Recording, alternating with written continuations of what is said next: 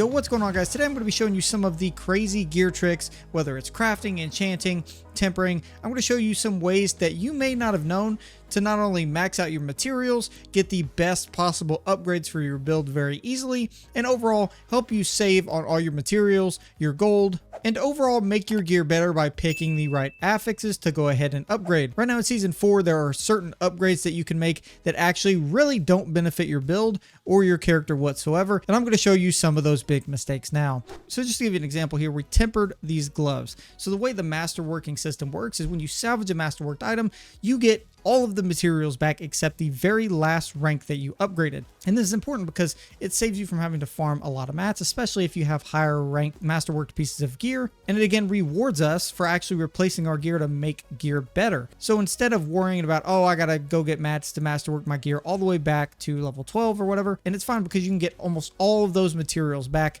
almost in an instant. So I'm going to show you here masterworking. If let's say we throw these gloves in here and we masterwork it all the way to rank, let's say 4, we get our 25% bonus. Then we're going to masterwork this 2 more times. So now we have used 60 Ingolith and 100 Obdicite at this point. 100 Obdicite is what it takes to get to rank 4. So again, keep in mind, we've used 60 Ingolith and 100 Obdicite. Now if we go in here and actually salvage this, again, a lot of people at this point would be like, I masterworked this item, they feel attachment to it, and don't actually want to salvage it. But every time you replace a piece of gear, it doesn't matter what it is, you should be. Usually once we salvage this, we get 100 Obdicite and 20 Ingolith back. Again, all of your materials back except the last masterwork rank that you did. So again, if you do this, it's easy to replace your masterworked gear this way. I mean, incredibly easy. If you find a piece, don't worry about swapping it out, because all you have to do is salvage the old piece and you get like almost all of your materials back. The only thing obviously you use and waste is the gold. And at the end of this video, I'm going to show you how I got 3 to 4 billion gold in 20 minutes. Now, if you really want to get the most out of your masterworking, you need to specifically target farm affixes, meaning what we need to do is target specific ones that are going to give us the biggest benefit to our character. And masterworking gives you random affix upgrades, but ultimately you can reset these and I'll show you the best way to do it. So obviously, if we take our Harlequin crest here, you want to make sure that when you hit your first rank 4 of your masterworking, so when you hit rank 4 and get your first 25% bonus for an item, if you really care about your gear, it needs to land on your best in slot stat for that piece of gear. For example, my Harlequin crest, the best stat for me right now is our cooldown reduction. So I have cooldown reduction, you can see, as one of those affixes that's currently buffed. Now my all stats affix is currently buffed, but that's because at rank 8 I hit all stats. I don't mind not replacing it because I got at least one big 25% buff to an affix that I really needed. Now you can see here that's the same with my two-handed mace. I got bash cleaves for additional damage buffed up plus 25%, giving me a huge power upgrade by hitting rank 4 and getting that plus 25%. And then I got strength after that. That's just something you're gonna have to live with unless you want to keep re-rolling forever. So again, we're gonna take a look at this and say, what is our best in slot affix for this helmet? So let's just say we decided we're playing Thorns. It was a Thorns build. Not how that really works, but we're gonna go with it. So let's just say it's Thorns, right? So we're gonna upgrade this to rank 4. Now, obviously, once we hit rank 4, we're gonna get our 25% bonus here. And you can see here, once it comes up, we got plus 15.4% thorns while fortified. Funny enough, that would kind of go with the build. Ideally, let's say we wanted thorns specifically. So we didn't get thorns. And the rule with this is even though it requires a little luck, you can always build amazing gear by making sure your first affix hits that 25% first before you upgrade any further. So since we didn't get that on the first rank 4, we're actually going to reset this. And I know it costs 5 million gold, and it only takes you getting one of these rolls on rank 4. So we're going to upgrade to rank 4 again. Now on our helmet, we have plus 1,317 thorns. That's a gigantic boost, especially your big damage stats. It makes a big difference in the end game on how much damage you can actually do. So now from here, we're going to roll this thing out. We can roll it to 12. And if we get unlucky, we get unlucky, but at least we got 125% guaranteed buff on the main stat we want. Right now, that's our best shot at getting the best gear is by rolling this with a best in slot affix to rank 4, if not resetting the piece of gear and then doing it again until you get it. And then you can roll it 8 to 12 to infinity as much as you want, and just you kind of have to get lucky at that point. So when we're masterworking, another big mistake is paying attention to which piece you actually want to masterwork or which affix you're actually trying to benefit from. For example, there are many pieces and many builds in this game where you have to have an affix in your original affix slot and an affix that are in your tempered affix slot that are the same. For instance, this 77.5% critical strike as a greater affix on the gear, and then 81.4% crit strike damage on as a tempered affix. Now, the difference here is the tempered affix is obviously higher than the greater affix, so obviously that's the one we want to get masterworked and get all of the 25% bonuses if possible. Now, let's say we're in the case where this critical strike damage as a tempered affix was 65.6%. You can see that's the lowest current roll right there. So let's say that was the lowest roll and it was currently lower than the greater affix. Now your intuition would tell you that you then want to get the 25% bonus on your 77.5% crit strike damage because the amount is higher. But your intuition in most cases for this would be wrong. And that's because the greater affix gives the original value of that affix a 1.5% multiplier. So the masterworking bonuses like 5% and 25% work on the original affix amount. So to give you an example, this before I masterworked it as a greater affix for critical strike damage was 75%. That was the original greater affix. That means with it being a 1.5x multiplier, that means the original crit strike damage affix without the greater affix portion was 50% critical strike damage. That's what the masterworking percentages scale off of, that original 50%. None of the greater affix stuff is even involved in that. So it scales off that 50% number. So if our tempered critical strike damage was 65.6%, that would be the original number that the masterworking would scale on. So 65.6% for the tempered version is way higher than 50% for the greater affix version, meaning you want to masterwork specifically and aim for that 25% bonus on your tempered affix because it gives you the greatest actual bonus. Again, this goes the same for if you want to put an affix and you're debating whether or not you want to put it on your tempered slot or original affix slot. Again, the most important affix is typically you'll get bigger and greater benefits from, especially damage wise, focusing on masterworking your tempered specific slot. Now I'm going to give you all the quick enchanting tips to save you a lot of gold materials and a lot of time, because there's certain things in enchanting that are absolutely annoying. So to give you an example here, the first thing is before you enchant anything, as I've stated in other videos, if you're not aware, you need to temper your gear before you enchant. The reason is because you can come in here and spend millions of gold trying to enchant this helmet to get whatever you want on this helmet, for instance, and finally get it and then temper your gear and completely brick it because you run out of tempers and you don't have the right tempers on here, making it essentially useless. So make sure we're tempering first. And then if that gets maxed out perfectly the way you like it, then come over here and enchant and try until your heart gives out. That being said, the next thing is making sure your enchanting affix is actually possible for your gear. You would imagine the amount of times I've either enchanted or somebody else has enchanted trying to think they can get an affix that they can't actually get, that or one that's really hard to get. To give you an example, if we change out life per second, we get a list of affixes here, right? And then if we change out thorns, we get another list of affixes here. Now, to give you an example, certain slots with different affixes can actually give different rolls. For instance, we can get different rolls on this specific slot. You see it has lucky hit chance here. We can get these specific changes. Now, if you see, if we go up to the top slot, there's a lot more changes you can get. So obviously we already have a resistance roll here, meaning again, we can't get more resistance rolls down here and vice versa. The second slot allowing us to get critical strike damage, overpower damage, vulnerable damage, damage over time, stuff that's actually really important for some builds. And then if we jump down here to this bottom slot, you can't get that. It's not on the list, and that's just the way it works. So keep that in mind when you're enchanting. When you go to enchant, like let's say we don't want this anymore, or we don't want lucky hit chance, that you actually come in here and focus on what you're trying to get. Because believe it or not, you can't get the damage over time affix with a critical strike damage affix on another piece because they're all kind of in the same category, so it doesn't allow you to do that. So make sure you check the list to make sure you can actually get the affix that you need before you waste millions and millions of gold and all of your resources. In general, a lot of times some of the better affixes are things like attack speed and critical strike chance on things like your rings, your amulet, and your gloves themselves. These are much better affixes and much more sought after. The same with cooldown reduction on your amulet and your helmet than almost any other affixes in the game in terms of things you can actually put on most of your general gear. Another tip is finding amulets with specific passives on them.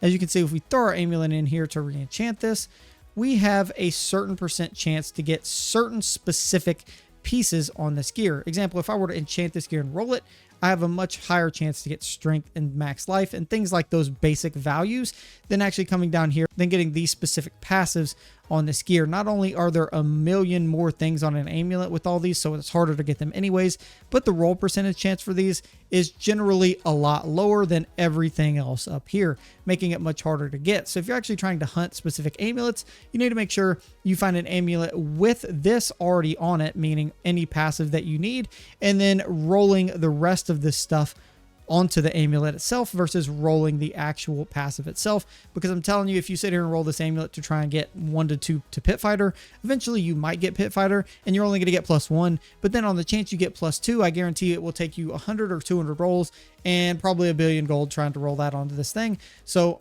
that's totally not worth it. You need to find an amulet with this stuff on it and add the other stuff later, and it will save you a lot of golden mats. And just as an example, I can show you here, if we were to roll off this strength and we enchant this slot, let's say we go ahead and enchant it, you can see we're going to get strength and max life again right out of the gate, because those are the highest 2 possible things that roll the most common, and it's slightly different for different builds, but primarily things like intelligence and maximum life, or the primary stat, intelligence, strength, dex, whatever your character kind of uses, are the most dominant trait, and then the same with max life. So if you're looking for a weapon with critical strike damage and max life on it, in the other spot you need to roll strength, you know you can probably go in and roll that item 1 time and get strength the first time.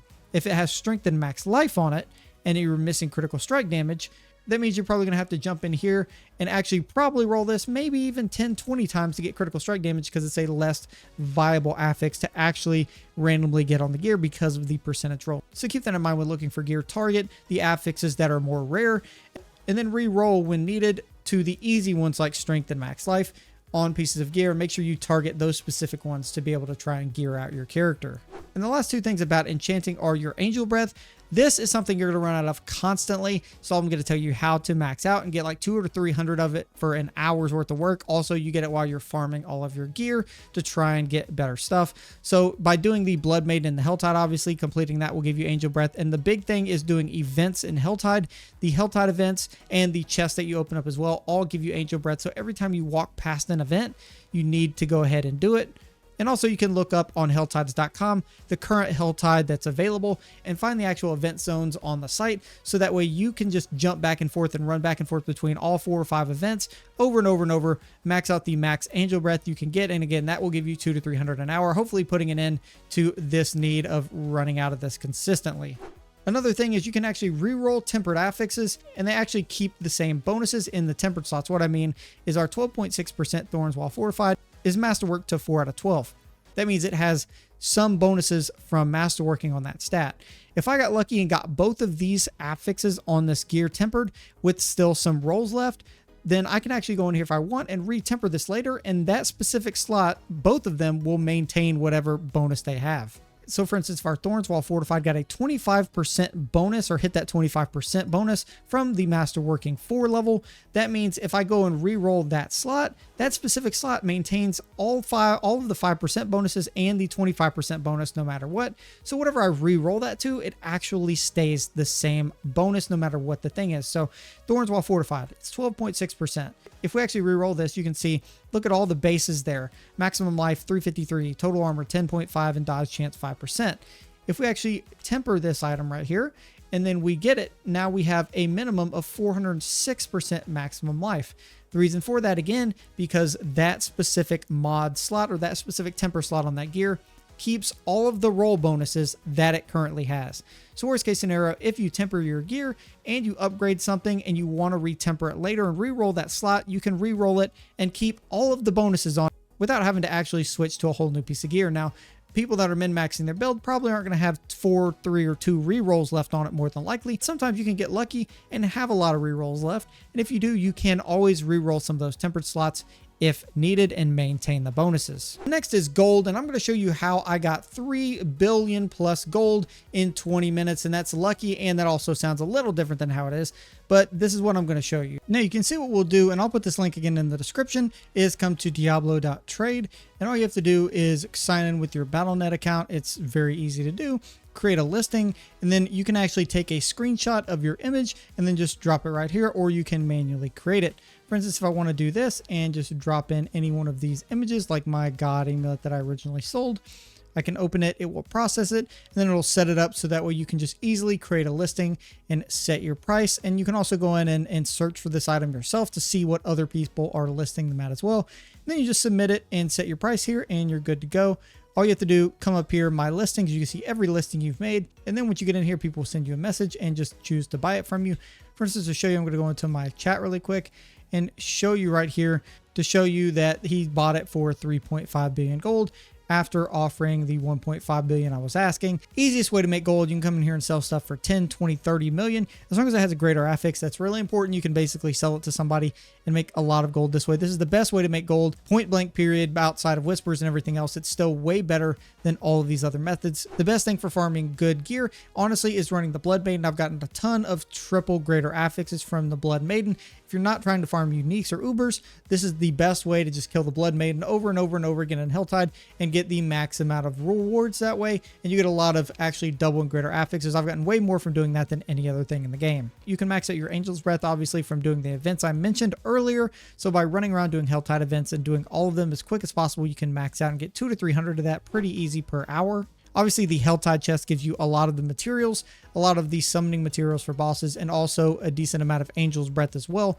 You also get enough materials from farming the Blood Maiden and picking up and recycling all of the excess gear. So that's going to be the best way to farm those regular materials. Now, two other things to note are the obols. So make sure when you're running the pit, especially the higher levels of the pit, you get 250 obols, for instance, every time you complete a tier 100 pit level. And the best way to do this and speed through these to farm them quickly is using, obviously, your Holy Bolts elixir. This is going to help you run the pit much quicker to farm those resources much faster. So make sure you have one of those on. The thing with this is these actually cost 300 obols to make, and they actually last for 2 solid pit runs. So if you use one, it'll cost you 300 obols again. And if you're running tier 100 pits or higher, you'll get 250 obols, meaning it costs you 350 using this seasonal elixir crafting right here at the Alchemist. But again, you get 500 from running those 2 pit levels, so you actually profit and can get an infinite amount of these things to help you farm much quicker. Also, I'm going to make sure to put this in the comments as well. Essentially, this is a spreadsheet for the different amount of materials you can get and convert in levels, and essentially pit tier 1 through 30.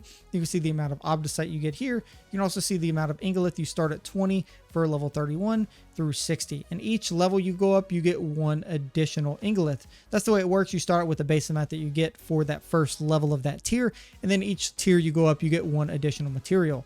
So again, essentially, if you go to 61, you'll get 20 net iron, but then if you go all the way to tier 100, you'll get 59, and then you'll continue to get more and more each time you go up. Again, 1 for every tier level. So making sure you're farming what you can at level 100. So making sure you're farming and getting the most mats at level 100 is also important if you can do that. Now, keep in mind, there's also the Stygian Stone buff that gives us many more Stygian Stones dropping from these different tier levels. And I can tell you from running a multiple amount of tier 100 pits yesterday, from testing this at 18% Stygian Stone drop rate, I've gotten at least 7 or 8 Stygian Stones from about 30 or so runs. So my luck is actually a little bit better than this, but this buff has significantly impacted the game and allows you to get much more. So the higher levels you farm at these thresholds, the more you're going to get. So if you're not struggling for materials, it really only benefits you to farm tier 100 versus tier 130 or so, because you get the same amount of percentage drop and it's a lot easier and quicker to farm the tier 100s, meaning you get more Stygian Stones this way. That being said, those are the best ways to craft in Diablo 4 and all of the little small tips and tricks that I know. If this video helped you, drop a like on the video, subscribe if you're new, and I will see you guys in the next one. Peace. Here are some of the key tricks you should really know.